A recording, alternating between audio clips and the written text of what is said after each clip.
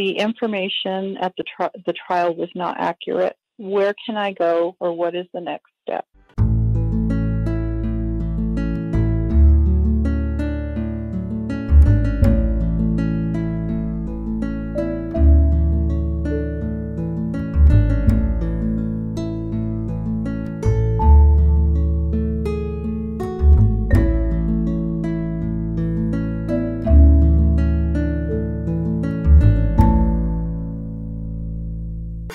This is Attorney Vince Davis, and this is The Secret, How to Fight CPS and Win, and I'm joined today by our very special guest, Jennifer Ani, who's an attorney, who's an expert in CPS defense law. Jennifer, we're going to take another call right now. We're going to talk to Lisa in Colorado. Lisa, did you have a story to tell or a question to ask? Lisa, are you there? Hi. Hi, did you have a story to tell or a question to ask? I actually have a question to ask.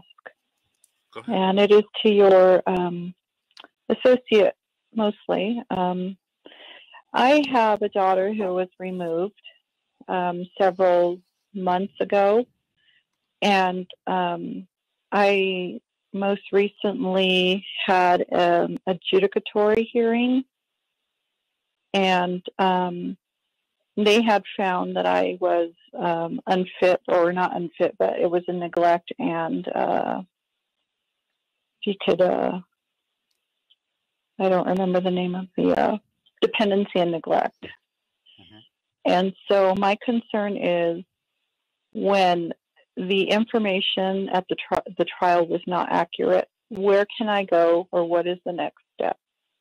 Okay, assuming, remember, we're California attorneys, so we're not sure exactly what you're doing in Colorado, other than I would say make sure you talk to a Colorado attorney.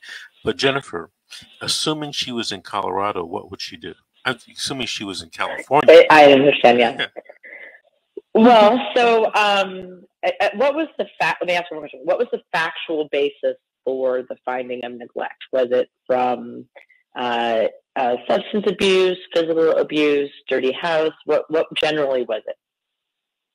It was actually a sexual abuse case for my child, who was 2 to 5 years old, and I had tried to report it the best way that I could because of the language from a 2-year-old, and then also doing the potty training and other things. And I did the best, and I reported it. I did everything I felt I was supposed to, and that was it. And now they're saying that I have a mental health disorder, which I do not. The person that are you being offered are you being offered reunification services?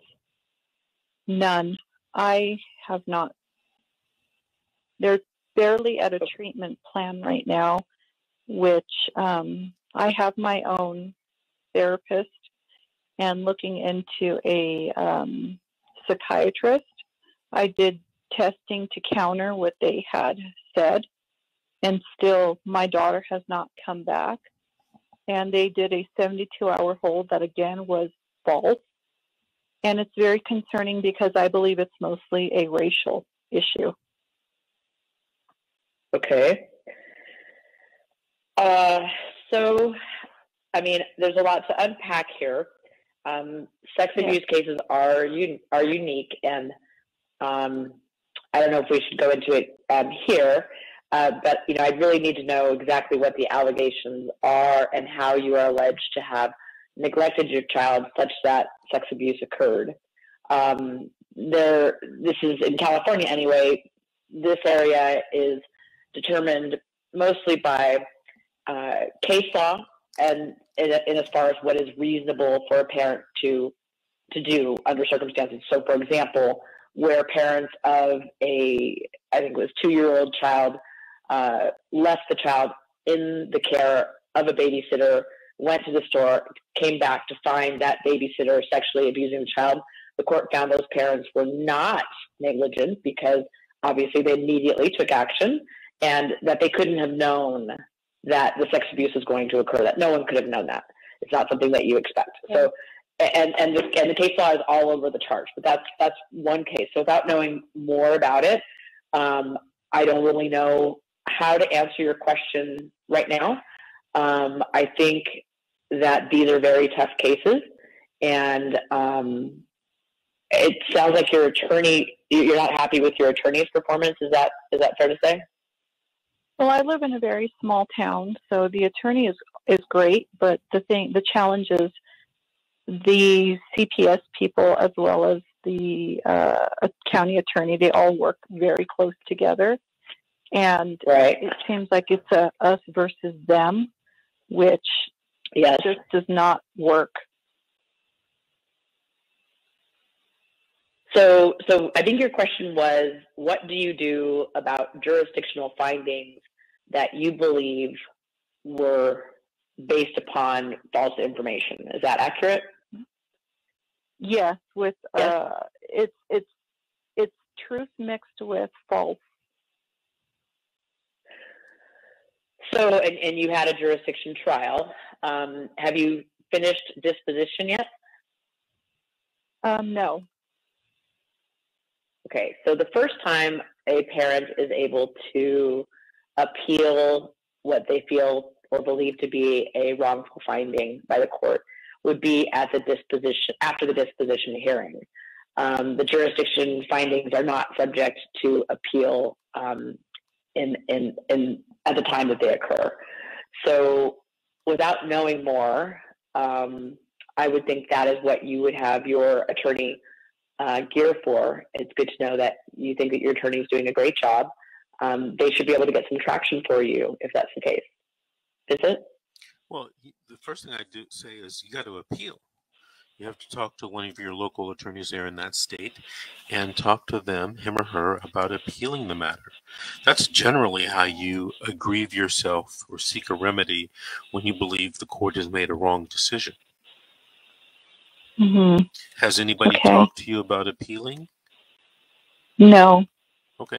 Well, the attorney that you have, it sounds like you have a good relationship with him or her. You should talk to them about, the appellate process. Okay. Because I'm sure, like any other state, there are time limits on when you can file the appeal, and you don't want to miss that time limit, because if you're like California, generally if you miss the time for appeal, that's it. It's over, done with, and you can't do anything else. I mean, there's very little forgiveness.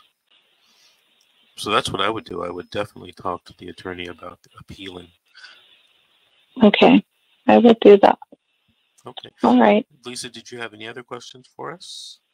2 minutes. No, it's basically one step at a time. I probably will be calling again in the future when I reach the next step.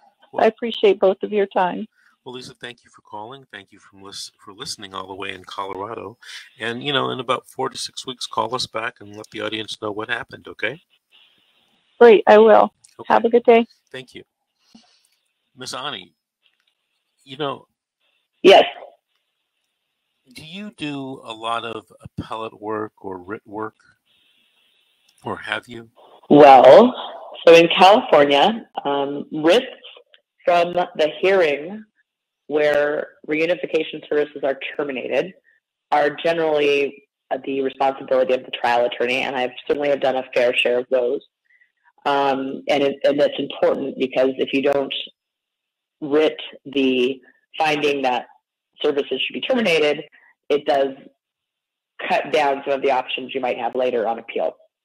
I've done a number of those. I am doing an appeal now through our office, Independency, and that is the extent of my appellate work. Very good. Although they are very formulaic for sure, but I'm definitely better at writs, or more experienced with writs than appeals. All right. The engineer is telling me we have to move into our next break. So this is The Secret, How to Fight CPS and Win. And when we come back, we'll be taking a call from Charlotte from California. So stand by, Charlotte. This is The Secret, How to Fight CPS and Win, and we'll be right back after these messages.